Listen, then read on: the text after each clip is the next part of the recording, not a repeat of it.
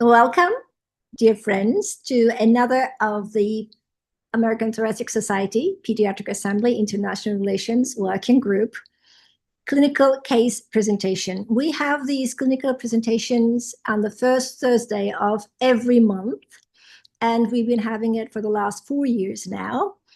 This time we will be having 2 cases from each one from different continents, actually.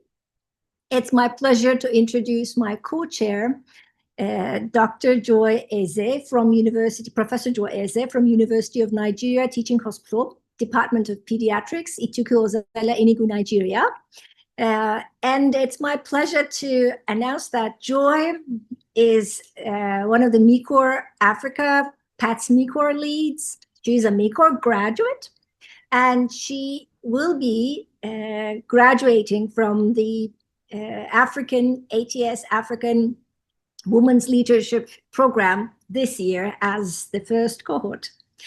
Thanks a lot for joining us today, Joy. So the first case will be challenges. So we do have a star with us today who has completed the Women's Leadership Program recently. The first case is challenges in diagnosis of childhood tuberculosis in low resource settings. The case will be presented and discussed by Dr. Tony Onyia from University of Nigeria Teaching Hospital, Department of Pediatrics, Ituku-Ozalla Enugu Nigeria. Yes, Tony? Hello, everyone. Hello, everyone. All right, hello, everyone. I'll be presenting challenges in diagnosis of childhood tuberculosis in resource-poor setting using the following outline. All right, so we are going to present a case summary and then briefly discuss the overview of childhood tuberculosis. Then we will delve into the challenges in clinical presentation and laboratory diagnosis of childhood tuberculosis. Then we'll look at the impact of these challenges and how to address them, and then we'll take away the learning points from this presentation. So we had a 9-year-old female who presented to us with a low-grade continuous fever of 2 weeks duration. That was the only complaint, though we found out that the patient had cough 2 months prior to presentation, but resolved after a week. There was no history of contact with a non-TB case or adults with chronic cough. Was admitted to a private facility, and following the investigations they did there, the white blood cell count was normal, though the patient had relative neutrophilia. She was started on anti-malaria, having had fever in a malaria endemic region, and also was treated with barrage of antibiotics. There was no significant improvement despite all that treatment, and then patient was referred to our facility. When we evaluated, we found that the weight and height were normal for age and sex, and besides the inflamed tonsils, child had mild respiratory distress, decreased air entry, dull percussion notes, and crepitations on the right hemithorax. So we thought this child could have had a simple right lobar pneumonia with tonsillitis, and we started the child on IV ampicillin sulbactam and azithromycin, just in case there's an atypical organism involved. And after 4 days on admission with us, the low-grade fever persisted and cough developed. We changed the antibiotics from ampicillin sulbactam and azithromycin to carbapenem and amikacin, and then we pursued our investigations. When the flu blood count came out, the neutrophil was still very high at 73.9%, and the child also had lymphopenia. The throat swab MCS yielded no bacteria, and we pursued the chest X-ray, which came out with a reticulonodular opaque changes in the chest X-ray, which was suggestive of pulmonary tuberculosis. With that, we asked for a Manchi test, and it came out negative. At that point, we resorted to doing a GeneXpert and TB lamb, which is not easily affordable in a resource-poor setting like ours. But the parents of this child were of high social class, and they could afford it. And the GeneXpert and TB lamb came out positive. Then we commenced this child on anti-TB treatment, and the child is since doing very well, has fully recovered. The symptoms have resolved and is waiting to complete the 6 months short course. That's the chest X-ray of this patient. And if you look, even that's a poor film. We apologize about that, but you can see the reticular and the nodular opacities in the chest X-ray. And this is the result of the GeneXpert and TB lamb. So tuberculosis is caused by Mycobacterium tuberculosis, Mycobacterial tuberculosis, and it primarily affects the lungs, but can also affect the brain, the bone, the lymph nodes, and the skin. And it's present in all countries and all age groups. In 2023, an estimated 10.8 million people had TB worldwide, including 1.3 children, and about 1.25 persons died from this disease. The estimated mortality for untreated children with tuberculosis is around 22%, but the rates can be as high as 43% in those under 5 years. So after COVID pandemic, TB has probably returned to being the worst leading cause of deaths from a single infectious agent. Also, it's the leading killer of people with HIV and a major cause of deaths related to antimicrobial resistance. Despite all of this, luckily TB is curable and it's preventable. So diagnosis of TB in childhood relies on a combination of clinical evaluation with focus on identifying risk factors and symptoms. Also, it depends on radiological imaging like we had in that patient and other microbiological tests. So diagnosis in children can be quite challenging and is often based on presumption until confirmation. And the reasons why this diagnosis is quite challenging could be clinical, and it could also be laboratory factors. So the clinical factors are age of presentation. Most times, these children could present with different presentations at different ages. In children under 5 years, the presentation is usually, it could be fever, cough, drenching night sweats. But in older children, you have specific symptoms for tuberculosis. However, in age range less than 5, you have non-specific symptoms most of the times. Also, because of the non-specific nature of the symptoms, like fever, cough, weight loss, that could happen with any other disease condition like HIV and malnutrition. So as such, it can overlap with other conditions, and it will be difficult to actually make that diagnosis clinically of tuberculosis. Also, the history of contact most times is easily missed or it's not there. Like in our index patient, we didn't have that history of contact. And then in low income setting like ours, self-medication and patronage of patent medicine vendors most times mask the presentation of tuberculosis in these patients. So with all of this, we need a high index of suspicion when managing such a patient. in our setting. And then for the laboratory factors, in younger children, TB is postbacillary, and this leads to a poor diagnostic yield, especially with the zoonosis stain or with culture. And then we have limited accessibility to microbiological testing, especially in the rural setting, and even in the urban. It's not very common to have these tests done in our environment.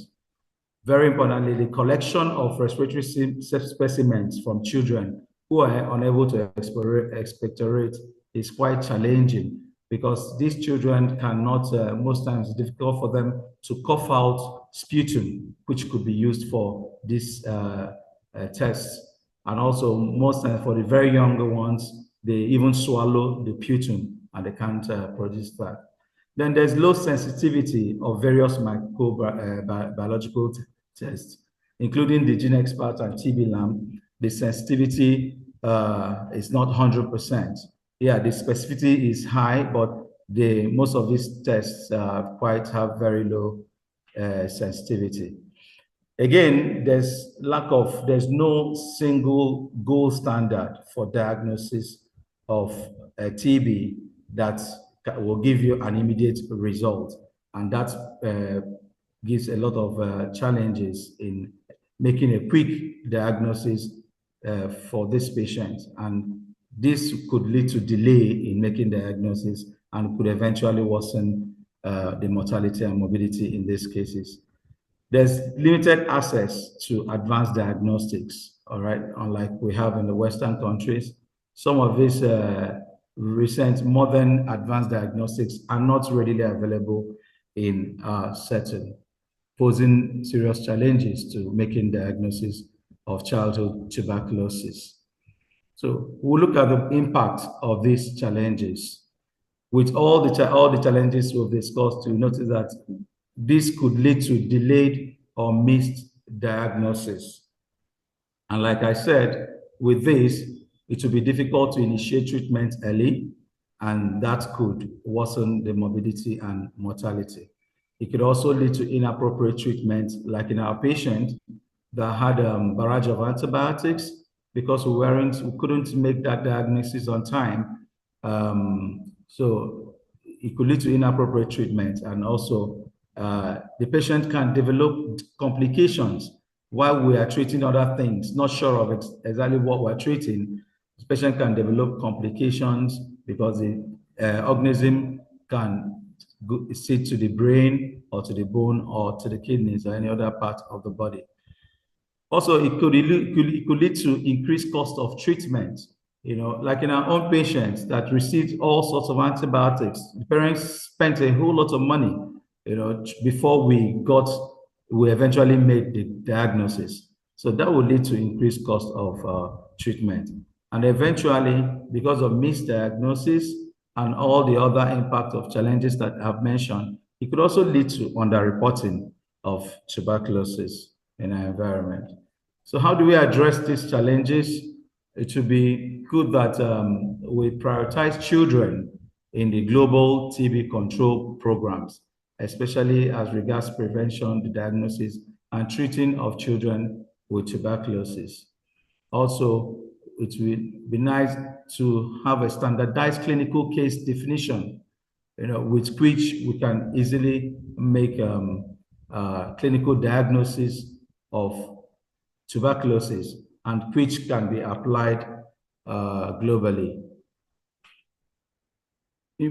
Public awareness and education would also be wonderful to address these challenges, because it will be nice to raise awareness in the communities about this disease condition, so that when children come down with some of these symptoms, parents can identify them and bring the children to the hospital on time.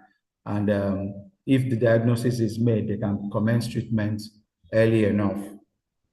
To also strengthening the diagnostic capacity, health workers should be trained on how to recognize these symptoms and be able to make these proper diagnosis.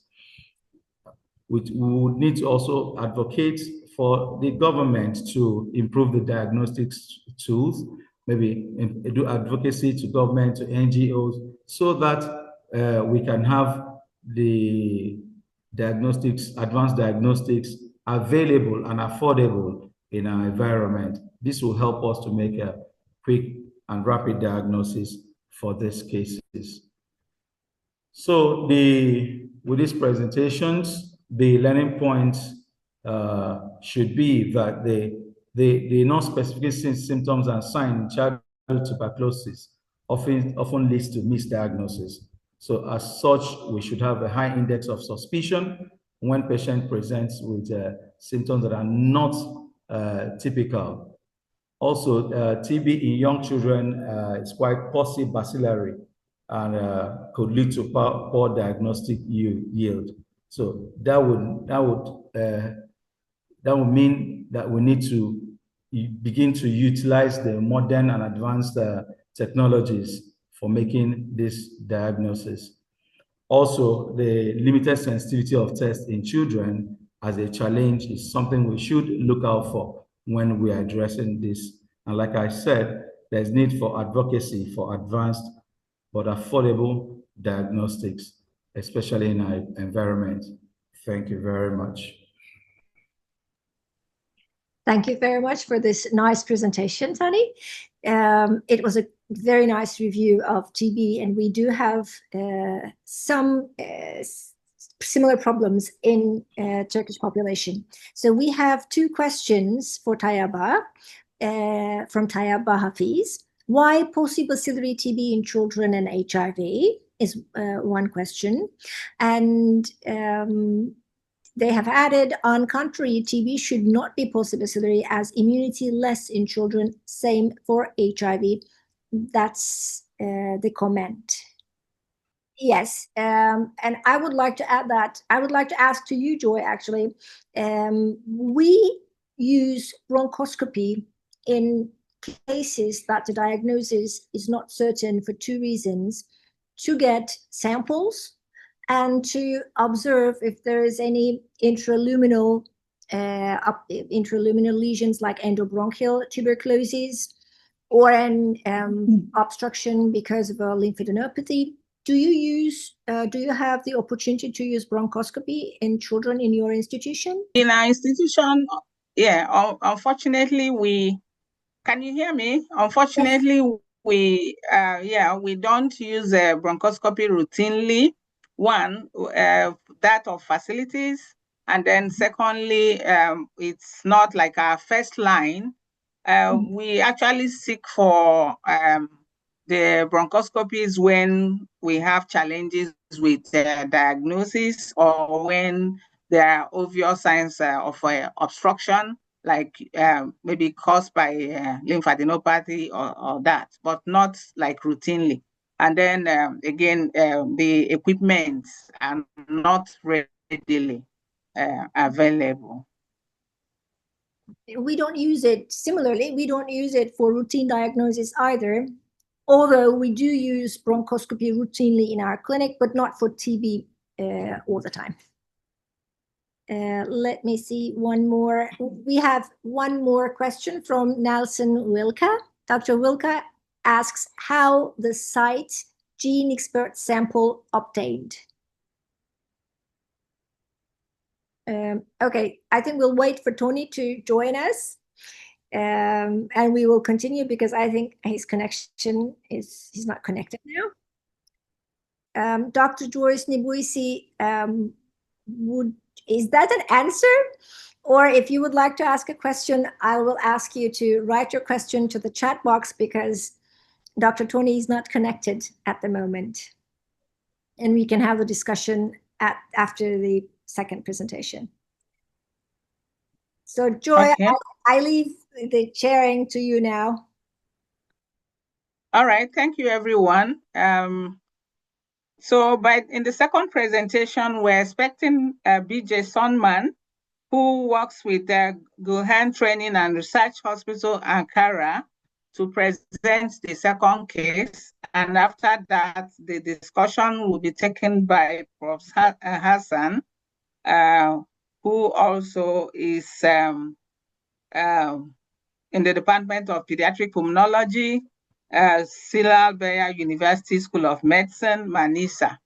So let's welcome on board BJ to continue the presentation. Thank you. Okay. Hi, everyone. I'm Birce from Ankara, Turkey. And first of all, I would like to thank the organizers for giving me the opportunity to present this case from Celal Bayar University. Our case is a 6-year-old boy. The family reports that although there were no symptoms during the first 3 years of life, after an episodes of choking coughing started, particularly during the spring and autumn. He was born at 39 weeks via cesarean section, weighing 3.9 kilograms with high Apgar scores, and there was no disease diagnosed prenatally. But after birth, foamy oral secretions were observed while the infant was with the mother, and then he was diagnosed with esophageal atresia with tracheoesophageal fistula, and surgical repair was performed on the first day of life. The patient has a history of 20 days stay in the neonatal invasive care unit. Unexpectedly, he had no significant symptoms until the age of 3, but after starting daycare at the age of 4, the patient began experiencing frequent upper and lower respiratory tract infections and recurrent croup attacks, and first nebulizer use was at age 4. He was previously followed in another center, and here an endoscopy was performed and reported as normal. No known allergies, no history of atopy, and no symptoms of gastroesophageal reflux were reported. There was no consanguinity between parents, and he has a healthy sibling. No family history of any respiratory disease was reported. Previous medications were budesonide, montelukast, lansoprazole, antacid, and domperidone. Anthropometric measurements and the vital signs were within normal limits. Systemic examinations were normal except for dental caries and a 5 centimeter surgical scar present on the right lateral chest. Laboratory results, including immunoglobulins, were normal. Skin prick test was negative, and specific immunoglobulins were within normal limits. Here is his chest radiography. No obvious abnormalities were seen, as you see, but bilateral pericardiac peribronchovascular density increase is seen. This is his thorax CT angiography. In mediastinal window, the esophagus was reported as dilated. No other abnormalities were observed.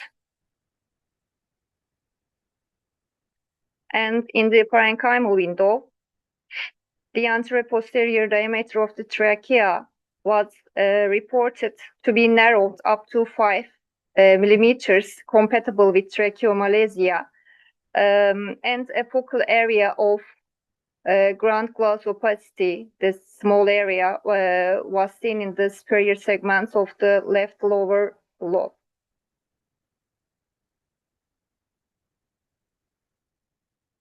Here is the flexible fiberoptic bronchoscopy. The larynx appears normal in shape, with mild posterior pachydermia, and laryngeal edema was observed. Starting from the subglottic area, the entire mucosa was covered with warty nodules. No fistula opening or passage was detected, but the airway was edematous with increased vascularity. Upon entering the esophagus, The lower esophageal sphincter was approximately 70% open and distorted, with erosion and a demarcation line suggestive of Barrett's esophagus.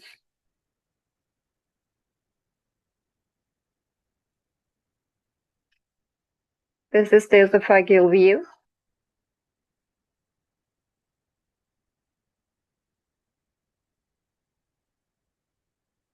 And compatible with Barrett's esophagus.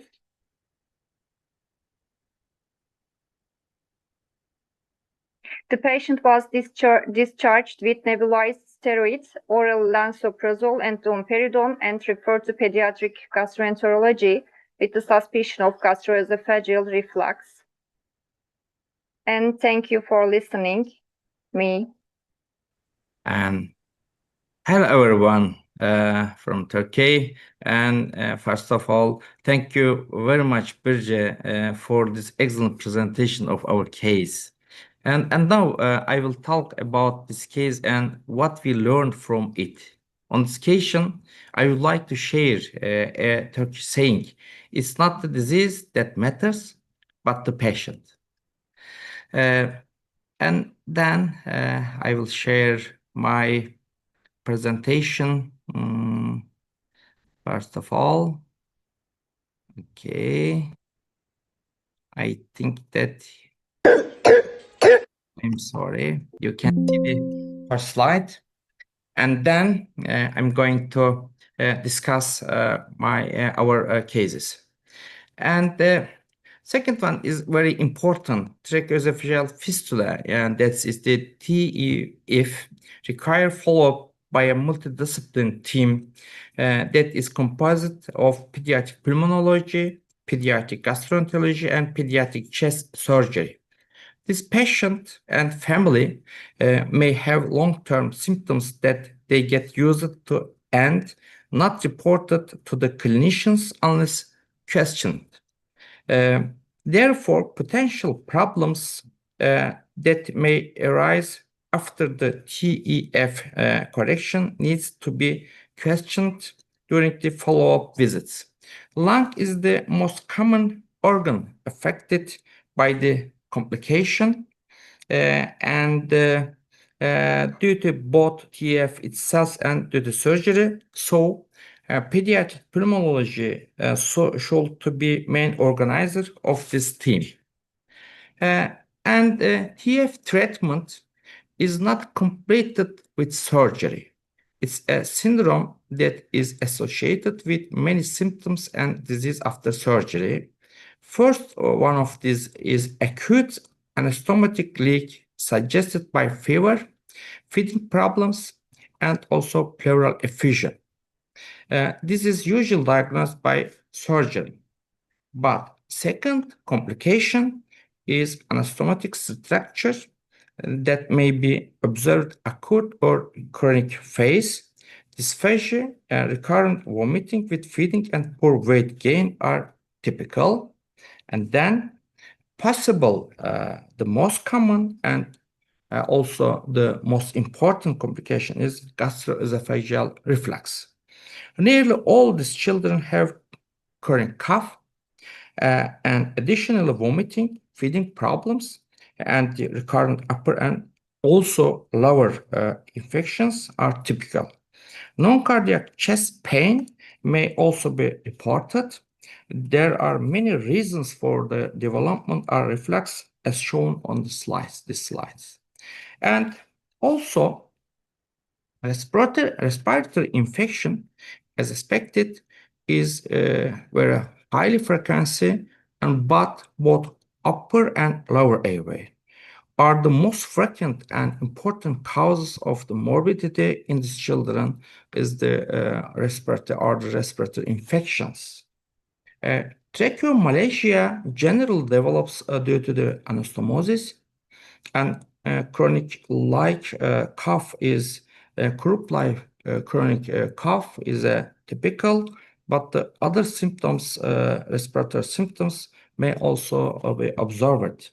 And recurrent fistula may recur is suggested by increases in cough and other TEF findings again.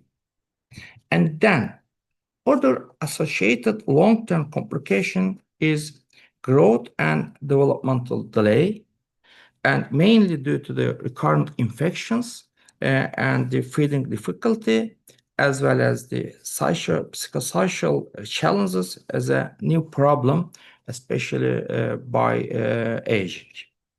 And number one, TF is not always an isolated problem, but maybe a component of the syndrome, as you know, such as vectoral and child association or other limb abnormalities. And medical knowledge apply to the patient in the real world, chronic, and as you can see these cases, tedious cough, recurrent cough, and voice quality problems are prominent. Absence from school is usually because of the social disturbance due to the chronic cough. All this pose psychosocial challenges to the patients and family. And then, consequently, pediatric pulmonologists need to question these common complications during the follow-up of these children, even if not reported by the parents or children, because they may normalize these findings due to the chronic nature. Delayed diagnosis of this may lead to the worsening of the complication, and moreover, fiber optic bronchoscopy and gastrointestinal endoscopy may be needed if you observed other complication. And then, consequently, how takeaway? What's the takeaway?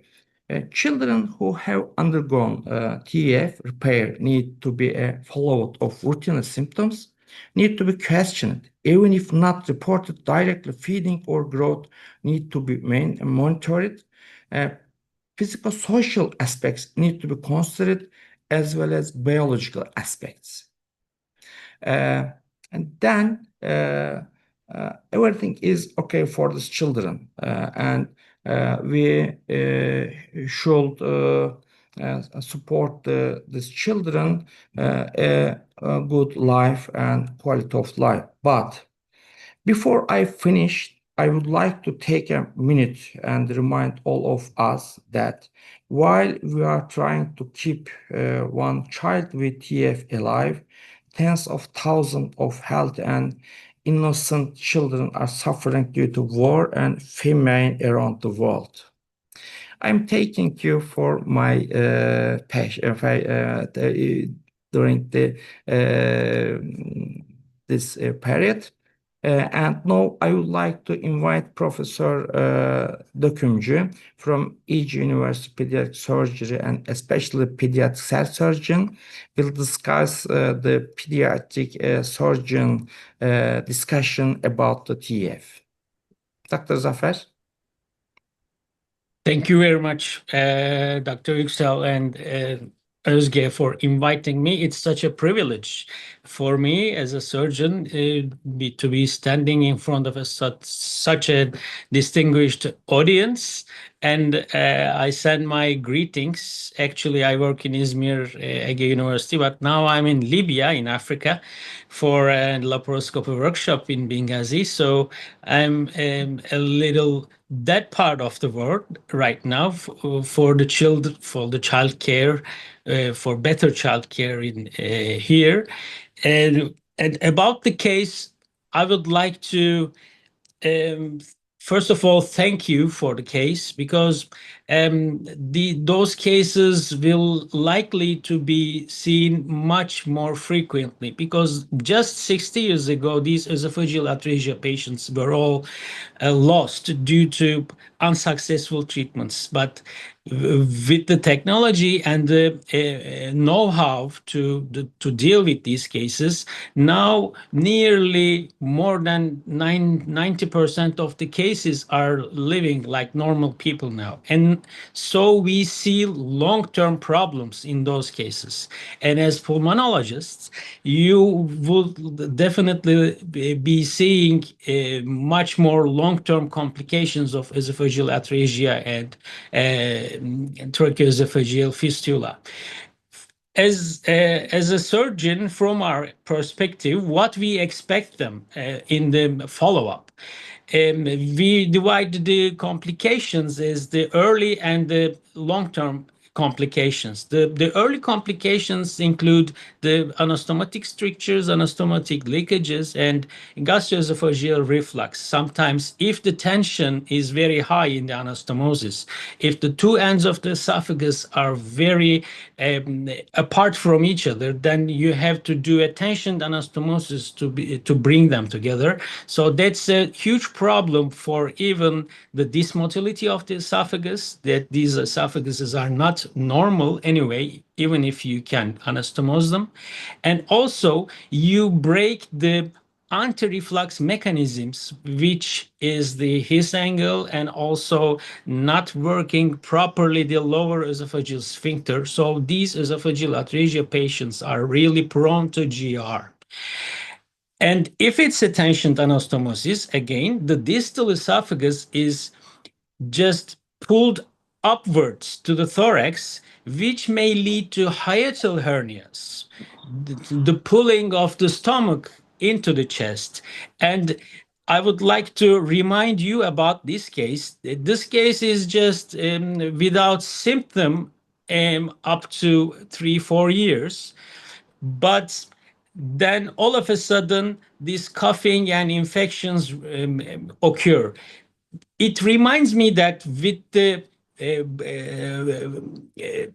lengthening of the child, the tension of the anastomosis and the stomach bringing into the thorax may lead to GER and the occurrence of the symptoms. And when it's seasonal, like you have mentioned, Birce, we might think that this could also relate to eosinophilic esophagitis. Because in the long term, we see gastroesophageal reflux, eosinophilic esophagitis. These children are more prone compared to normal children for that also. And also the tracheomalacia and the dysmotility, a never-ending story. So if we would like to talk about this case, and after all the examinations and the endoscopies, we know that he has a dilated proximal esophagus, which may suggest an esophageal stricture. Because if there's a stricture, the upper part becomes dilated. And this dilation prolongs or at least makes more problems in the posterior wall of the trachea, worsening the tracheomalacia. Sometimes we see patients with missed proximal tracheoesophageal fistulas. The coughing, the typical coughing of the child just suggests a chronic irritation of the trachea. Why it can be? It can be due to aspirations because of the deglution problems. It can be due to missed proximal tracheoesophageal fistulas. It can be due to gastroesophageal reflux, and maybe all. So we have to exclude these complications by bronchoscopy and esophagoscopy for sure. In our management algorithm, we even if the child is free of symptoms, we always bronchi and they do the esophagoscopy at least at 1 year of age. All the patients have anti-reflux medication at least 6 months or 1 year. And we cease the treatment after we do the endoscopies and we are sure that there is no stricture, no sign of reflux, no tracheomalacia, no recurrent fistulas, then they can go home. But in every 5 years with the body lengthening, you should do the evaluation again and again. So what we have also solutions for every problem. If there is a missed fistula or recurrent fistula, you have to do the surgery. If there is a tracheomalacia, first look for the gastroesophageal reflux and exclude it.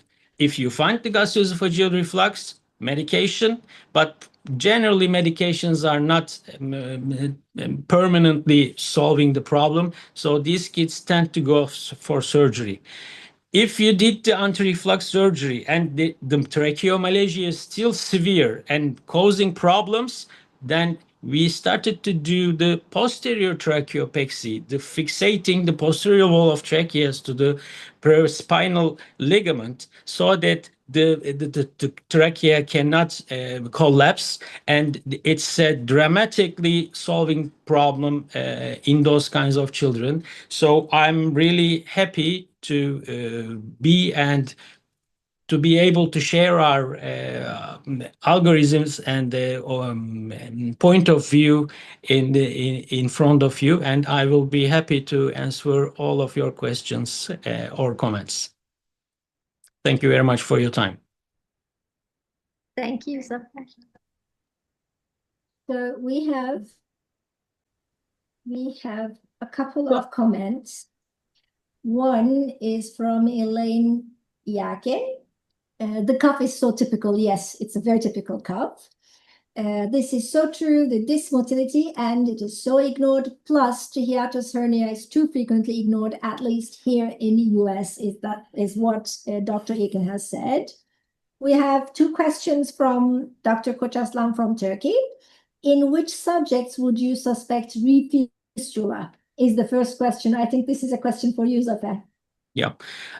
First, I would like to take Elaine because I forgot to mention that the presented case in the esophagoscopy has a wide hiatal entrance and also a dilated lower esophageal sphincter, which and the Barrett esophagus, which is really suggesting an hiatal hernia, probably, and then severe gastroesophageal reflux.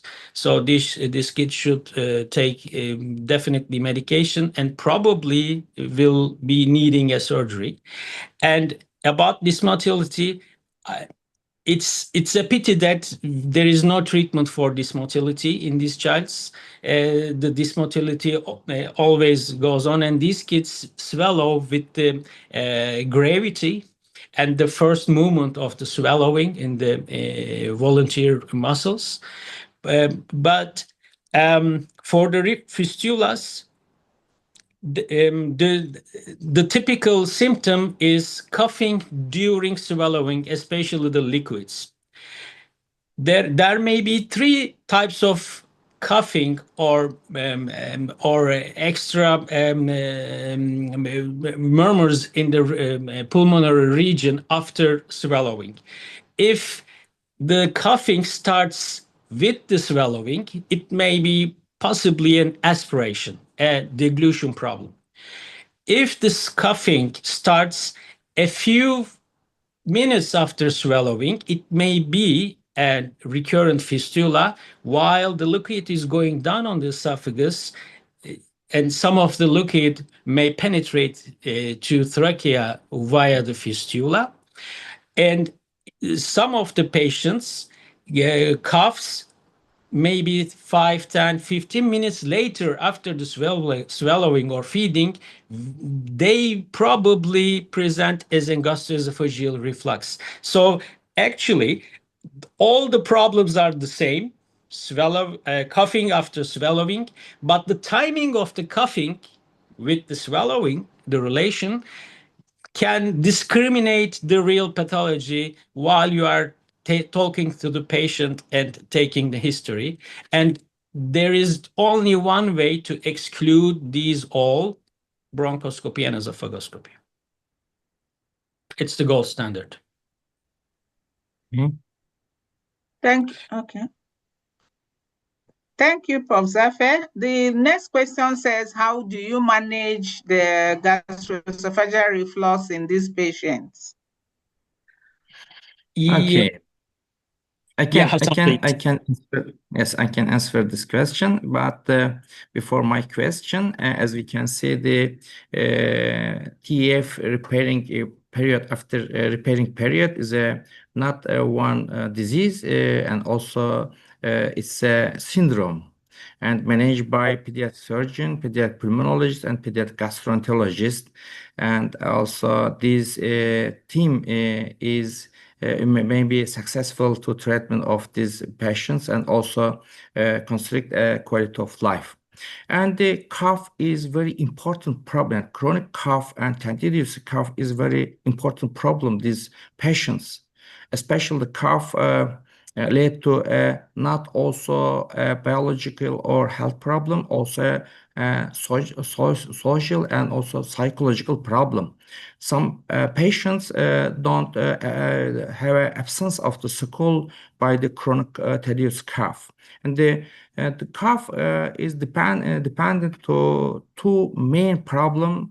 One of the most important problem, the gastroesophageal reflux, is a very common reason. There's a chronic and tedious cough in these children, and also the second one is the tracheomalacia. Tracheomalacia is a important problem, but many patient doesn't have a chance of the bronchoscopy or gastrointestinal endoscopy, and many physicians don't diagnose the tracheomalacia.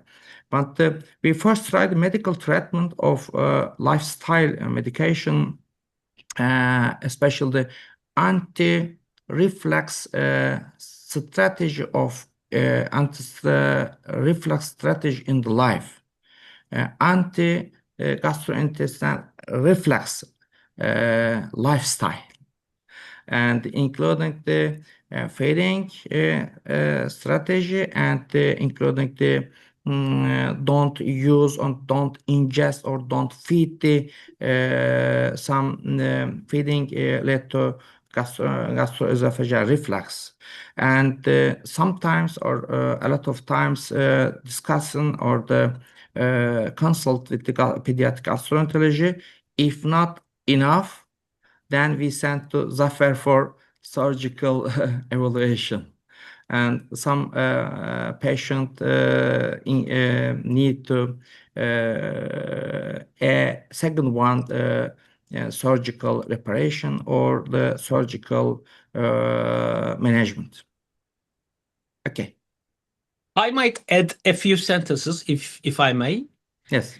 In this context, for the gastroesophageal reflux, if there is an hiatal hernia, then it's an anatomical problem and there is no way medication can help. So it will definitely need a surgery. In which patients we go directly for surgery, especially in small children, we see sometimes life-threatening events due to reflux. That's a red flag. It's an urgent surgery indication. Hiatal hernias and intractable medication persistent gastroesophageal reflux more than 3 months and still requiring treatment. These are the candidates for surgery. And now we have the laparoscopy tools. It's no as morbid as old days. Now it's a gold standard technique. So we all have to work and study these patients together. Thank you for the opportunity to emphasize the multidisciplinary approach and the ARA teams, the GI teams together in those patients. And thank you for all. And thank you, Professor Dökümcü. It's a pleasure to have you May I have here. a question? I'm sorry, may I have a question, Zafer? Yeah. Okay.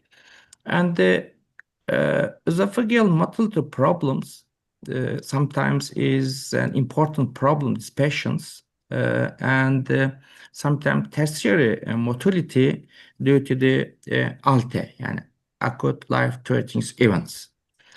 Have you ever used baclofen for these patients. The baclofen is a myorelaxant drugs. Did you ever use? No, actually, the medication part, as surgeons, we are not trying medications.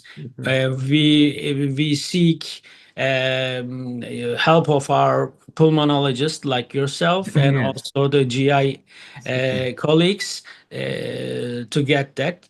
Actually, we are not expert in that area, but I know that the gabapentin also and also the baclofen may help.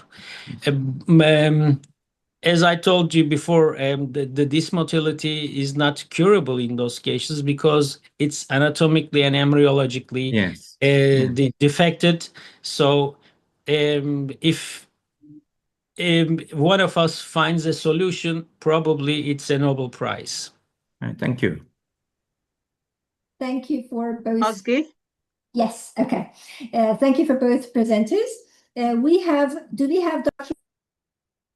Dr. Onyia? Perfect. I do see you. We had a couple of questions for you, so I would like to go back I'm to not those. sure he's... I do see him, Joy. He's here. So why is the TB possibility in children and HIV? Is the first question from Dr. Hafiz. Okay. The TB is possible. We can't hear you. Hello. Yes. TB is possibacillary because in children we have primary infection, okay, and this tends to have fewer bacteria compared to adults that have a reactivation TB and have a lot of bacteria. That is one. And then also because of the difficulty in sputum production and expectoration in children, the bacteria yield will be quite low. But besides this, there's immature immune system in children, compared to adults. So because their immune systems are still developing, and this will affect how TB infection will progress. These are some of the reasons why we have possibacillary nature of TB in children. So thank you, Dr. What's the next question? Dr. Nubusi asked, were there any risk factors at all in this child, especially since from the history, this child is not from a low socioeconomic class and the parents could afford the costly treatment? The second question, you said the parents had to pay for TB Lam and Gene Expert. Is this a new development or is this just percolate to UNDH? The third question is, can you throw more light on modern modalities for diagnosis of TB? And the fourth question is, what specific drug regimen is used to treat TB in children? I am concerned about side effects of RIPE's regimen of treatment, says Dr. Nubusi. All right. There were no risk factors in this child. Like I said during my presentation, there was no history of contact. There was no, in fact, all the child had was the fever of just 2 weeks duration. So there were no risk factors. Again, this also brings to bear some of the challenges we have in making this diagnosis of childhood tuberculosis. Then as regards the Gene Expert, yes, I said in UNTH, Gene Expert is free of charge. Okay, but we don't do TB Lam in UNTH. So it's done in a private facility and the patients have to pay for it. And it's quite expensive.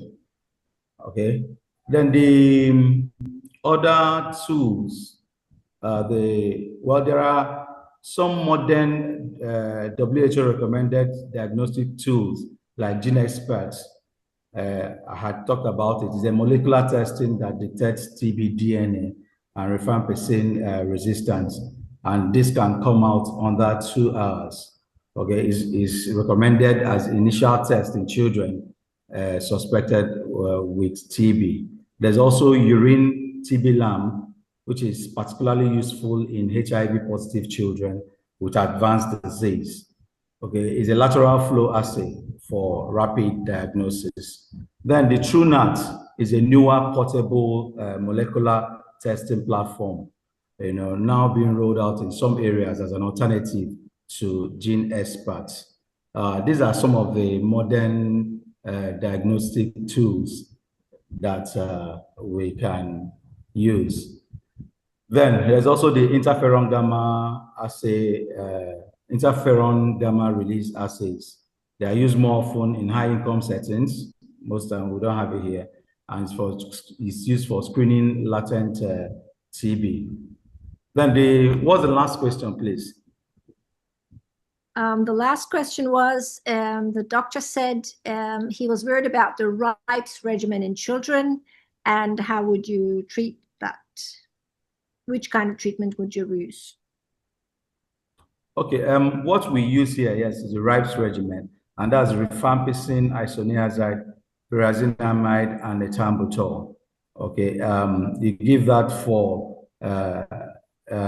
initial 2 months, and then continuation phase of 4 months where you give your rifampicin and isoniazid. Yeah, the commonest concern here are usually the side effects of these drugs. Like you have the hepatotoxicity with drugs like isoniazid and pyrazinamide. So what we do is regular monitoring of the liver enzymes if symptoms occur. Also, we can have optic neuritis with ethambutol, especially in the very young children. And then GI disturbances and some rashes. So basically the side effects which you look out for, and if they develop, we can stop the regimen. But to mitigate this, really, the guideline says you can use the fixed dose combination of tablets for children. To address the concern, you can use fixed dose combination for children. With this, children can take the drugs just once. Adherence is better, and there's reduced pill burden. Then you can also give vitamin C, that's pyridoxine, for supplementation to prevent neuropathy, especially with isoniazid. I think that's about that. Thank you, Dr. Onyia. Those were really good additions to your presentation. So Joy, I leave it to you now to close the session. All right. Thank you, everyone. That has been an interesting session, very educative, especially the second case and that cough that was very classical.